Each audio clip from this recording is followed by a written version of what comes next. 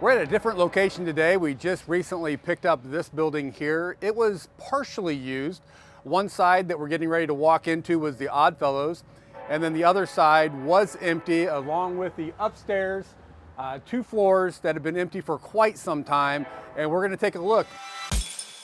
This is about, I would say, right around 1,200 to 1,500 square feet.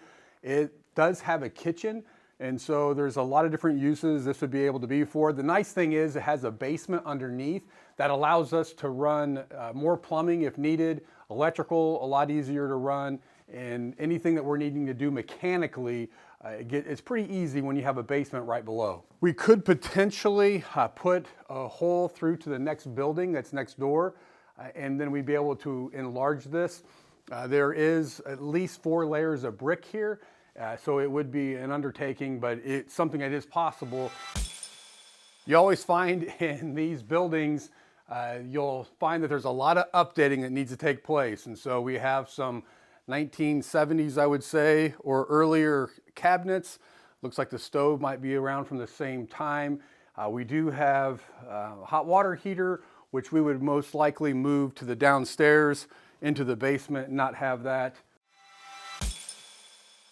Now we're getting ready to go upstairs. There's 2 floors above us, and you'll find this a very wide staircase, but this is something that today it's really hard to get people to want to walk upstairs. We're looking at possibility of maybe even like boutique hotel or something of that nature up here, because people would walk up for that, or we'd have to try to connect it to an existing building behind us that does have an elevator. This has not been used. My guess is probably 35 to 45 years. And so it has a lot of work that's needed to happen up here. At one time, there was individual offices and stores up here. We will be going through and needing to put all new windows in. One of the first things that we're wanting to do, get the roof coated and then get new windows put in. On this floor here, be a complete overhaul of everything. The floors will have to come out. It's very unlevel. Some of the buildings we recently purchased were concrete, which was much nicer. This, we have to deal with a lot of settling. These are some areas that we'll have to take care of right away. Getting this tuck pointed, where you see the corners even damaged, going up. You got a pretty sizable crack. It's probably stretching out about 15 feet. And so these are some of the things you do not want water getting in there and then freezing. That just causes more damage. That's where you'll end up with water actually getting inside. This will be probably about four bricks thick, but it can do a lot of damage in a hurry when you get into your winters.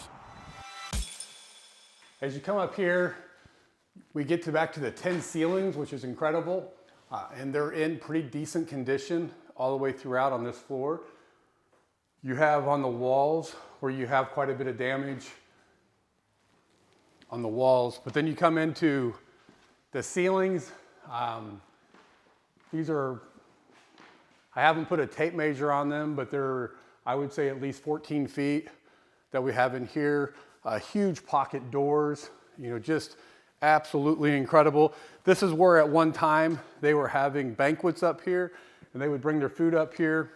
They have storerooms, like they did plays up here or something at some time.